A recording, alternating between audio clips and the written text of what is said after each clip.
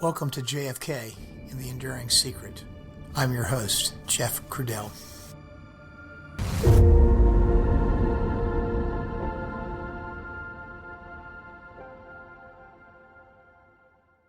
Hello, everyone, and welcome back to the podcast. Today's episode is episode 17, The Shooter and the Shots, Part 3, and today we are going to address the single bullet theory. First, though, I want to start by dedicating this episode to Anand and Lee, two more of my friends and colleagues from a very long time ago. It was 30 years ago this year, I believe, that we first met and started working together. These two young men were then fresh out of graduate school in all their splendid glory at the start of their professional careers. I dedicate this episode to the two of you, two outstanding individuals. I had the privilege of sharing some very meaningful professional and personal history with them both, and it was in their early goings. And I learned from them as they did from me. And so, as I have said before, one of the important dividends for me in putting together this podcast is the opportunity to reconnect with people from different seasons of my life that I highly respect and think fondly of. Thank you, gentlemen. Today's episode is about the single bullet theory, or magic bullet theory, as it is known by its critics. There is no more celebrated piece of JFK assassination lore than the story surrounding the magic bullet. More than any other topic, the existence of this magic bullet is recognizable across generations, regardless of whatever else they know or don't know about the assassination story. Almost 58 years of history now, and this is the glue. It really needs no introduction from me. There are others, though, whose oration on the topic inspires us all. So without further ado, let's listen to episode 17.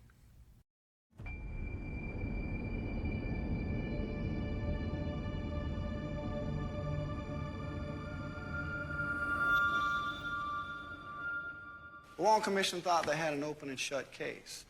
3 bullets, 1 assassin. But 2 unpredictable things happened that day that made it virtually impossible. One, the 8mm home movie taken by Abraham Zapruder while standing near the grassy knoll. And 2, the 3rd wounded man, James Tague, who was nicked by a fragment while standing near the triple underpass. The time frame, 5.6 seconds, established by the Zapruder film, left no possibility of a full shot. So the shot or fragment that left a superficial wound on Tague's cheek had to come from one of the 3 bullets fired from the 6th floor of the depository. That leaves just 2 bullets. And we know one of them was the fatal headshot that killed Kennedy. So now a single bullet remains. A single bullet now has to account for the remaining 7 wounds in Kennedy and Conley. But rather than admit to a conspiracy or investigate further, the Warren Commission chose to endorse the theory put forth by an ambitious junior counselor, Arlen Specter, one of the grossest lies ever forced on the American people. We've come to know it as the magic bullet theory. The magic bullet enters the president's back, headed downward at an angle of 17 degrees. It then moves upward in order to leave Kennedy's body from the front of his neck. Wound number 2, where it waits 1.6 seconds, presumably in midair, where it turns right, then left, right, then left, and continues into Conley's body at the rear of his right armpit. Wound number 3. The bullet then heads downward at an angle of 27 degrees, shattering Conley's 5th rib and exiting from the right side of his chest. Wound number 4. The bullet then turns right and re-enters Conley's body at his right wrist. Wound number 5. Shattering the radius bone, the bullet then exits Conley's wrist. Wound number 6. Makes a dramatic U-turn and buries itself into Conley's left thigh. Wound number 7, from which it later falls out and is found in almost pristine condition on a stretcher in a corridor of Parkland Hospital. That's some bullet. Anyone who's been in combat will tell you never in the history of gunfire has there been a bullet this ridiculous. Yet the government says it can prove it with some fancy physics in a nuclear laboratory. Of course they can. Theoretical physics can prove that an elephant can hang from a cliff with his tail tied to a daisy. But use your eyes, your common sense. The Army wound ballistics experts at Edward Arsenal fired some comparison bullets. Not one of them looked anything like this. Take a look at CE-856, an identical bullet fired through the wrist of a human cadaver. Just one of the bones smashed by the magic bullet. 7 wounds, gentlemen. Tough skin, dense bones. It really is simple math. I can't do it as well as Kevin Costner, but I am going to give it a go and tell the story of the single bullet theory. Maybe it was a magic bullet. Maybe it was not. I'm going to present more of the evidence in totality, and so you, yourself, the jury, can make up your own mind. What did we just hear?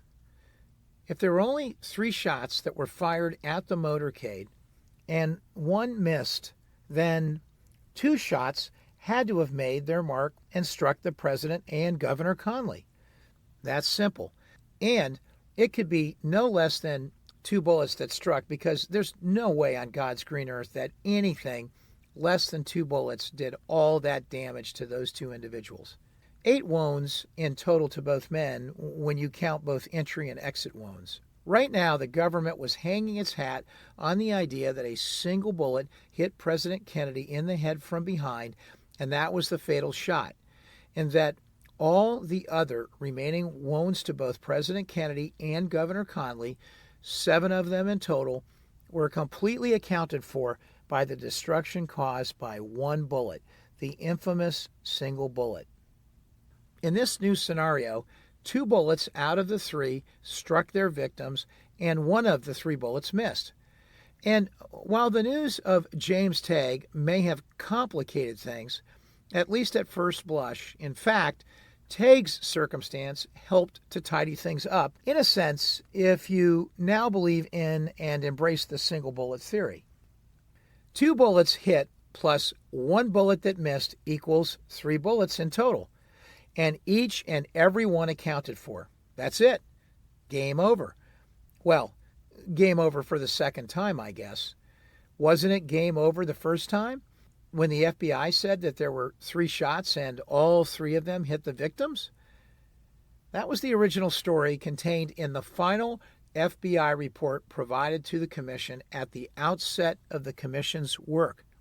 If there were 3 bullets that did hit, and now, most assuredly, there was 1 that did not hit, then, of course, there would be 4 bullets in total. That is, when you count Tague. This theory of 4 bullets, again, would have opened up a whole Pandora's box of questions. First and foremost, it would have strongly begged the question of a conspiracy with a second shooter involved, since the Carcano rifle simply could not have fired fast enough to get 4 shots off in that shooting time frame that the Warren Commission originally espoused. In this respect, the Tague shot did make things more complicated. To be clear on this, let's reiterate our familiar Zapruder math one more time for the listening audience. Let's start with frame Z313 and work backwards. Frame Z313 is definitive in that it is an undisputed timestamp for the very last shot, the shot that hit the president in the head and killed him. Each shot then beyond the first shot requires an additional 2.3 seconds, or 42 Zapruder frames, if all the shots were taken by the Carcano rifle. So, if 4 shots were taken, that is 3 shots beyond the initial shot, well then, 3 times 42 frames is equal to 126 frames in Zapruder math. Subtracting 126 frames from the 313th frame yields a result of Z187. That would put the 4 shots, if all of them were equally spaced in time, starting at Z187 or prior. And the use of the term "or prior" here is probably important. since looking down from the 6th floor and through that scope at Z187 would have put the first shot going right through the middle of that live oak tree that I mentioned in earlier episodes. So it's unlikely at best that a shooter would have pulled the trigger at this moment. It is a physical possibility, of course, using our Zapruder math, that the first shot could have been taken before Z187. It would have been taken on Elm, but much closer to the turn off of Houston onto Elm, and obviously, when taken from the 6th floor, would have been almost right under the depository window, necessitating a shot that would be taken at an extreme downward angle, making the shooter's target that much more trickier to try and hit, even though it was closer from the standpoint of distance. Later, this would also create a complication associated with the missed shot that hit Tague. If it was the first shot, and Tague didn't think it was, but if it was the first shot that hit him, taking a shot at someplace on Elm, located prior to Z187, and having the gun pointed substantially downward, and then having it ricochet and go almost all the way down to the end of Elm Street and hit the curb right at the triple underpass seems a highly improbable ricochet or bounce. Well, that's a whole other story. Perhaps the most controversial part of that scenario would be the Pandora's box around the total number of shots fired if the logic got to 4 shots. The consensus of opinion among most of the witnesses that day, certainly not unanimous, but the consensus was that 3 shots were fired. Accepting 4 shots would blow it wide open to the acceptance of a minority view on the number of shots fired. And that view would then probably not be limited to just 4 shots either. If 4 shots were possible, then why not 5 or 6? And then the concept of triangulation crossfire, a concept that many conspiracy theorists believe occurred, would definitely be a real possibility. The whole concept and prospect of shots beyond a total of 3 was a slippery slope for the Warren Commission and its lawyers as they gripped tightly to the one-man, one-gun, lone gunman theory supporting their narrative.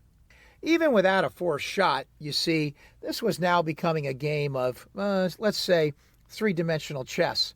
And the commission was now solving for a new dimension, which I will explain in a moment. First, in their view, there were 3 shots and 3 shots only. Second, the firing time constraints of the Carcano rifle were introduced, which they now knew about. And thirdly, the newly added timestamps provided by the Zapruder film upon its arrival onto the evidence scene, well, that was a complicated equation already. But now there was a 4th dimension, the timing constraints introduced when accounting for a missed shot. A missed shot could have happened anywhere in the sequence.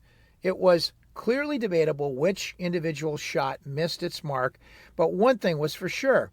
A missed shot could not definitely be tied down by a Zapruder timestamp because it wasn't visible on the film. And so, therefore, it could not create a de facto controversy of being fired if it was not within 42 frames or so of any one of the undisputed shots which did hit President Kennedy and or Governor Connally, and that was also recorded with a timestamp on the Zapruder film. In reality, the missed shot that didn't have a Zapruder timestamp associated with it finally gave the flexibility to the single bullet theory that was needed. So, in truth, the single bullet theory was not born of James Tague's misfortune that day. That is a popular misconception. On the contrary, the real story is a bit simpler.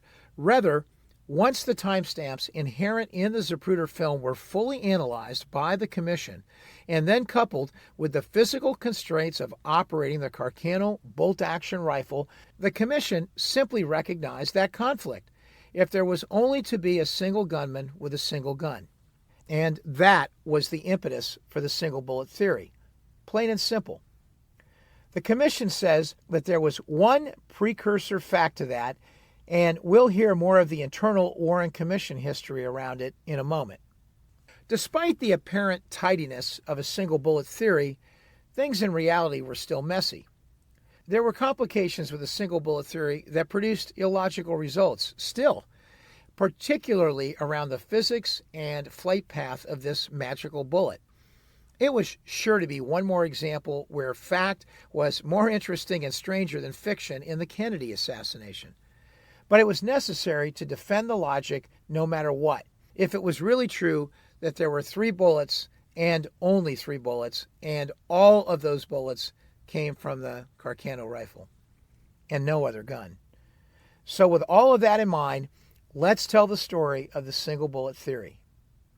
The single bullet theory was introduced to explain what happened to the bullet that struck Kennedy in the back and exited through his throat. The original genesis of this theory has simple origins, and it predates even the complications of solving with the limitations of the Zapruder timestamps and the limitations related to the Carcano rifle. Given the lack of damage to the presidential limousine that would have otherwise been present if it had been struck by a high-velocity bullet, and given the fact that Texas Governor John Connally was wounded and was seated on a jump seat 1.5 feet in front and slightly to the left of the president, the commission concluded that they were both likely struck by the same bullet. Again, that would explain why a bullet exiting from the president's neck at a high rate of speed didn't do further intense damage to the inside of the limousine. This theory is generally credited to Warren Commission staffer Arlen Specter, later to become a United States Senator from Pennsylvania.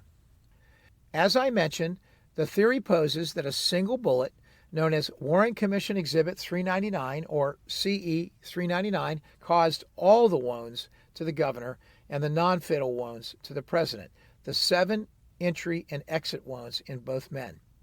This theory is comprised of the idea that a 3 centimeter long, or about 1.2 inches long, copper-jacketed lead core 6.5 millimeter by 52 millimeter Mannlicher Carcano rifle bullet fired from the 6th floor of the Texas School Book Depository hit President Kennedy in the back and then exited through President Kennedy's neck just below his Adam's apple and then struck Governor Connally in the right side of his back, tearing through his lung and shattering a rib, and then exiting out of his chest, and then proceeding to strike him in his right wrist, and then passing through to the palm side of his hand, and finally striking and embedding itself in Connally's left thigh. If so, this bullet traversed 15 layers of clothing, 7 layers of skin, and approximately 15 inches of muscle tissue, struck a necktie knot, removed 4 inches of rib in Governor Connally, and shattered the governor's radius bone and collapsed his lung. The bullet was found on a gurney in the corridor at Parkland Memorial Hospital after the assassination. For that to have happened, presumably the bullet had lost such velocity by the time it got to Connally's thigh that it was only slightly embedded in the flesh wound. The Warren Commission concluded that this gurney where the bullet was found was the one that had borne Governor Connally, although the evidence around that is not definitive. More on that later when we discuss the scene at Parkland Hospital in another episode. This bullet became a key exhibit for the commission. Its copper jacket was completely intact. While the bullet's nose appeared normal, the tail was compressed laterally on one side. In its conclusion, the Warren Commission found persuasive evidence from the experts that a single bullet caused the president's neck wound and all the wounds found in Governor Connally. Let's recall a few elements of the storytell in terms of what happened in the car that day during those few fateful moments. Governor Connally, riding in the middle jump seat of the president's limousine in front of the president, recalled hearing the first shot, which he immediately recognized as a rifle shot. He said that he immediately feared an assassination attempt and turned to his right to look back to see the president. He did not catch the president out of the corner of his eye, so he said he had begun to turn back to look to his left when he felt a forceful impact to his back. He stated to the Warren Commission Immediately, when I was hit, I said, "Oh, no, no, no." And then I said, "My God, they're going to kill us all." He looked down and saw that his chest was covered with blood and thought he had been fatally shot. Then he heard the third and final shot, which sprayed blood and brain tissue over all of them. His wife, Nellie, was riding in the seat next to Conley, and she said that she heard the first shot and saw President Kennedy with his hands at his neck, reacting to what she later realized was his neck wound. After the first shot, she heard her husband yell, "Oh, no, no, no," and turned to his right, away from her. Then she, too, heard a second shot, which hit her husband. She saw him recoil away from her and saw that he was hit. She immediately reached over and pulled him toward her into her arms and lay backward. Then she heard the third and final shot. Mrs. Conley said she never looked into the back seat of the limo after her husband was shot. The Conleys never accepted the single bullet theory. While they agreed with the Warren Commission conclusion that Oswald acted alone, they insisted that all 3 shots struck occupants of the limousine.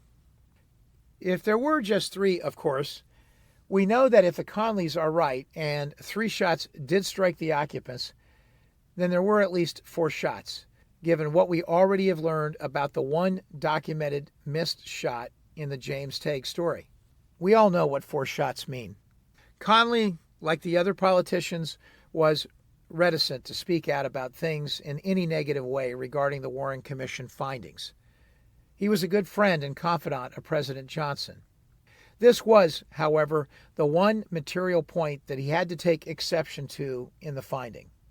A horrifying moment that he experienced more personally than any other witness in Dealey Plaza. He was surely aware of the missed shot that hit Tague. His insistence that all 3 shots hit their mark may have been a not-so-subtle way of saying that there were 4 shots for sure, and all that 4 shots implied. In a subtle way, to say 4 shots likely means a conspiracy.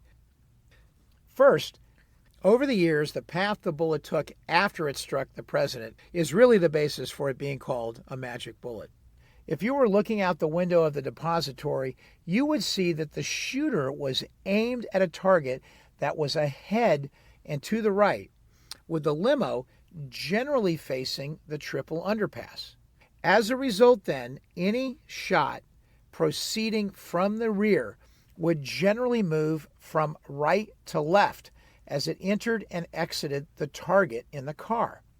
How extreme this right-to-left angle would be is also impacted by where exactly the car was on Elm Street at the time of the shot.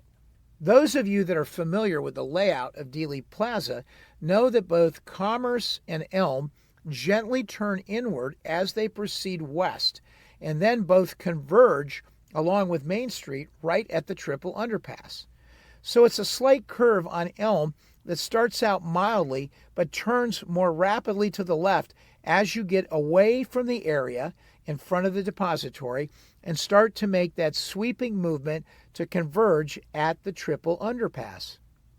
The pure geometry of this progression away from the depository essentially negates a good portion of the right to left angle that is initially present when drawing a line from the 6th floor window to the car. Again, depending on exactly where you are on Elm when you draw the line, and because the limo is moving around the curvature of the road path on Elm, that angle is continuously changing and canceling, so to speak, the right to left trajectory of the shot as it passes through the limo. At one point, it's very close to being a straight-on shot again. Why is this important? Why am I telling you this? Well, first, the chuckle in the Jim Garrison courtroom and in all the conspiracy books written from the beginning is that this bullet, this magic bullet, exited Kennedy's throat, stopped in midair, and then made a right turn to head over and then penetrate President Conley's chest. Their visuals of the shot angle made it seem like the two bodies were entirely misaligned. Not a little bit misaligned, I mean a lot. Enough that a midair stop and turn right really did look like it was necessary. What gets most attention in this is the fact that Connolly's jump seat was drawn in most of the assassination schematics of the car as being directly in front of the seat that Kennedy was occupying. In fact, the jump seat that Connolly was sitting in was not directly in front of the seat. It was, in fact, mounted inward from the door and thus placed the point on the governor's back, the point where the bullet entered Connolly, more in line with a shot passing through Kennedy and still heading toward the right side of Connolly's back. The third factor involved is more technical in nature. It has to do with missile aerodynamics. As complicated as the subject is, the bottom line is that it's a little like a high-speed car crash. When the collision occurs, in this case between the bullet and a body part, it upsets the rifling motion of the bullet and sends the bullet off of its original trajectory. Just like a car crash, the density of what you hit and the speed at which you hit it are large factors in determining what happens next. The type of ammunition is also impactful. Are you driving a bus or are you driving a compact car? And also, like a car crash, your car doesn't continue to head in a straight line with your car oriented in the same way to the road. Chances are that you begin to move sideways or even up and down and at least generally change directions. In technical ballistic and aerodynamic terms, this is embodied in two concepts, tumble and yaw. Yaw is also something you might have heard when talking about the behavior of planes and the position of their wings relative to a fixed point of reference when in flight. Sometimes small planes, while still moving forward, have aerodynamic currents push and pull in such a way that one side of the wing may move ahead of the other, creating a yaw in flight. Not likely to be felt on a large commercial aircraft, but any of us that have taken a flight in a small Cessna or similar plane know what it is and what it feels like. Bullets in their aerodynamic performance can exhibit analogous qualities. The conspiracy theories accentuated all of the schematics of the magic bullet in order to make their point. This is where one of those pictures would tell us 1,000 words as you look at it, but let's describe it anyway, in the way that the conspiracy theorist would.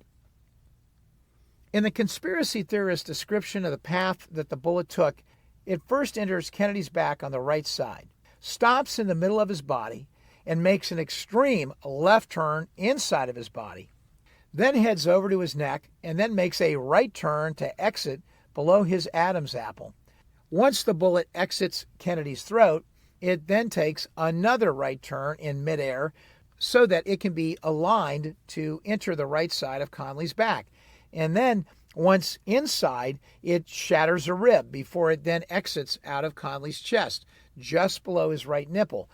And then it takes an extreme downward trajectory, changing direction again as it leaves Connolly's chest. And while on its downward trajectory, it goes right through Connolly's right wrist, which is laying on his left leg at the time of the shot, smashing a large portion of his right radius bone, and it then makes its final resting place in his thigh. This bullet is so tired by the time it hits his thigh that it then decides to hold on only until they get to Parkland, and then, just conveniently at that very moment, it falls out onto a stretcher as they maneuver Connolly while they are attending to him. They then find it, miraculously, after he has completely moved away from that area and has been taken off the stretcher. And voila, it's available now for evidence. Oh, and it was found in a very good, well, I am a conspiracy theorist telling this story for the moment, so I will say the bullet was found on the stretcher after this amazing trek in pristine condition, not just very good condition. By the way, the experts use the term pristine differently than this sarcastic use of it by the conspiracy theorists.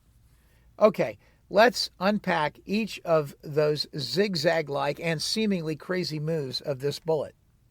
The very first of these crazy turns of the bullet is the one depicted inside of Kennedy's body. The bullet did not enter the right shoulder area and make a left turn inside of his body and then make a right turn at his neck. That's completely absurd. Unfortunately, the bulk of this confusion is brought to bear by the botched autopsy. Better pictures of the back wound would have helped here, but as it were, the world had to rely primarily on a crappy drawing made by Commander Humes. Commander Humes was one of the senior officers who performed the autopsy. Obviously, the bullet had essentially a straight-line trajectory entering Kennedy's back and exiting the front side of his body at some angle of descent and some left-to-right angle, as we talked about earlier. We'll get into more of this when we talk about the autopsy. I'll say a little bit more about the next item when we get into the autopsy, but for now, let's just say that Commander Humes burned all of his original autopsy notes, and what was left was a very misleading anatomical sketch of the rear of Kennedy's back with two key evidential elements.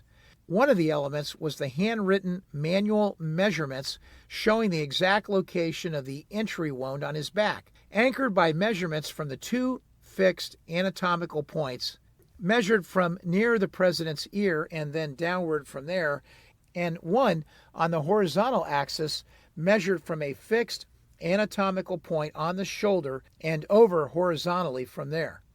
When applying these exact measurements, you get a very different point of entry than you get by looking at the dot that the good Dr. Humes made on this physician's anatomical sketchpad. As Dr. Humes would explain later, he was less concerned about the exact correctness of the dot that he had placed on the anatomical sketchpad than he was about notating the exact measurements to depict where the bullet entered the body. At the very least, this was an incredibly sloppy moment, and it's hard to believe that someone dealing with the autopsy of the President of the United States would have done it that way. But that was his explanation. What we do know is that when you do use those measurements, what you find is that the entry of the bullet was actually higher up and was much closer to the spine. There was damage to the spine based on the autopsy results, but it was not likely due to the bullet coming in contact with any of the vertebrae themselves. Rather, the autopsy concluded that it was a result of the wave of pressure generated by the incoming bullet so close to the spinal cavity. The bullet arriving and taking a right-to-left trajectory exited without hitting any bone through the president's throat. The autopsy also indicated that the pleural cavity around the lungs was bruised, but that the lung itself was not penetrated, which was another indication that the entry of the bullet was higher than the dot on the anatomical sheet indicated. This left turn inside of Kennedy's body was clearly one of the more overt attempts to bring out the absurdity of the bullet path. But it's also, as I've just explained, one of the easier ones to find a very plausible answer for. Keep in mind, though, that making fun of and refuting this particular element doesn't clear up the totality of the problems with the trajectory and path of this bullet. There is still more magic to come. After the bullet leaves Kennedy's body, it begins to tumble and yaw. Its velocity slows down slightly as well after passing through the tissue and flesh. The fact that it did not hit bone yet is an important element to keep in mind when we think back to our analogy of a car crash. This bullet had not yet metaphorically hit another car. Rather, in our car analogy, it has perhaps run over an object ahead. In this case, it was the president. The fact that it did not run into any bony structures contributed to the modest deceleration experienced as it left Kennedy's body. This bullet undoubtedly still had significant velocity and destructive damage potential at this point. We know that the tumble and yaw of this single bullet had to be significant as it left Kennedy's body because it entered Conley's body, that is, it entered his back basically sideways, but again, still at a very high velocity. we know this from the examination of Conley's back wound, where the doctors found that instead of a nice, round, cylindrical bullet wound showing up, the wound in Conley's back was elongated. This is absolutely consistent with a bullet that had already begun to tumble and yaw. A bullet that had already hit something that knocked the rifling trajectory of the bullet off its original course. The next movement would be the first real car crash for the bullet. As the bullet was traversing Connolly's body, it hit his fifth rib and produced considerable damage before it exited Connolly's body. Despite this crash with Connolly's rib, the bullet maintained a high velocity as it exited the front side of Connolly's body. Again, what we know about these car crashes, so to speak, is that they produce yet another change in tumble and yaw of the bullet. As a result, the bullet would be expected to again somewhat change direction upon exit of Connolly's chest, and particularly after hitting his rib. Still traveling at a reasonably high velocity, it then proceeded to slam sideways into Connolly's wrist and smash his radius bone, and then exit from there into Connolly's left thigh, finally running out of gas and embedding itself lightly there, but just for the moment. One of the things you might be asking at this point is, how does a bullet go through someone's right wrist and end up in their left thigh? Connolly had taken his big Stetson hat off and was holding it with his right hand and positioned it with the hat resting over his left thigh. It's a somewhat natural position to assume if you've taken your cowboy hat off for the open-air ride in the limousine. Nellie would later say that even though his wrist had been shattered, he never relinquished the hold he had on that hat. It was still in grip by the time they arrived at Parkland. Medical experts will tell you that's quite possible in terms of the reflexology of the arm and fingers, despite the severity of that wound. He was able ultimately to retain good use of that hand, but to his dying day, Governor Connolly retained trace elements of that bullet in his wrist. So, at the end of the day, if you believe that all of this was aerodynamically and ballistically possible, or even if you don't, it really still is a magic bullet. It would be the Warren Commission's job to devise this theory and account for the shots and tie a bow around the lone gunman concept. But it wasn't so easy to convince everyone in the room. And so the commission acknowledged that there was a difference of opinion among members of the commission as to this probability, but stated that the theory was not essential to its conclusions and that all members had no doubt that all shots were fired from the sixth-floor window of the depository building. History has subsequently revealed the internal doubts and disputes about the single bullet theory, and it's clear that at least Senators John Sherman Cooper and Richard Russell were not believers. Congressman Hale Boggs had his doubts as well. All three Warren Commission members would comment on it before their passing. As I mentioned in an earlier episode, Senator Russell came close to issuing a dissenting opinion, and it was only at the last minute, through deft work of the commission's lawyers to soften the language about the single bullet report, that convinced Senator Russell to stay in formation and put his signature on the final report. Others wanted a footnote until the language was changed. Privately, many members on their own were skeptical to begin with, but at least for these three gentlemen, their views were sealed when they heard the adamant comments of John and Nellie Connolly afterward, with both the governor and his wife confident that he had not been hit by the same bullet as Kennedy.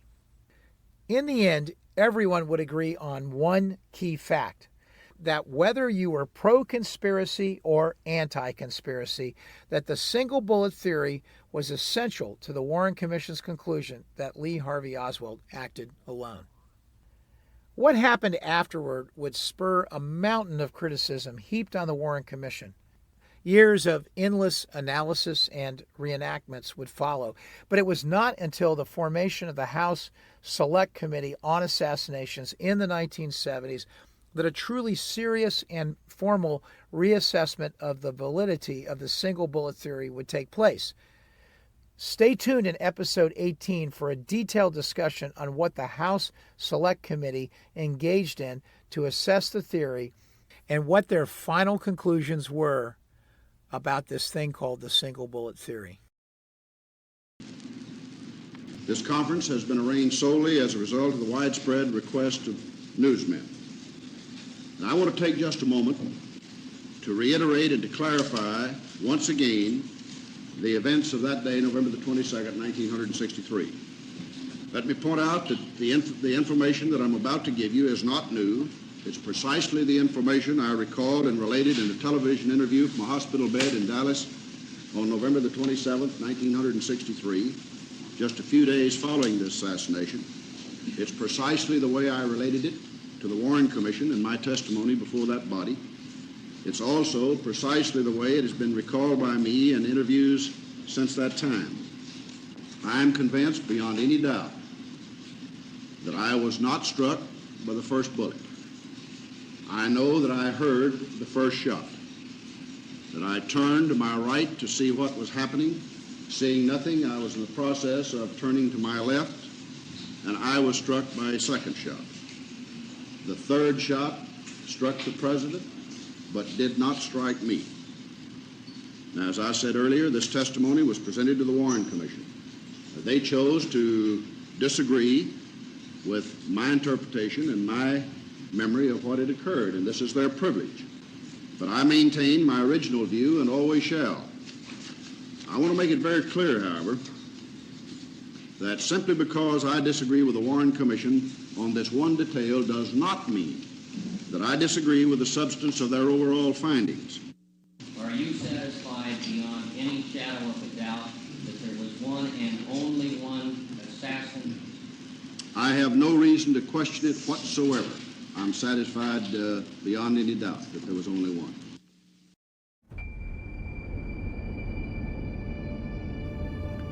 Thank you for listening to episode 17 of JFK, The Enduring Secret.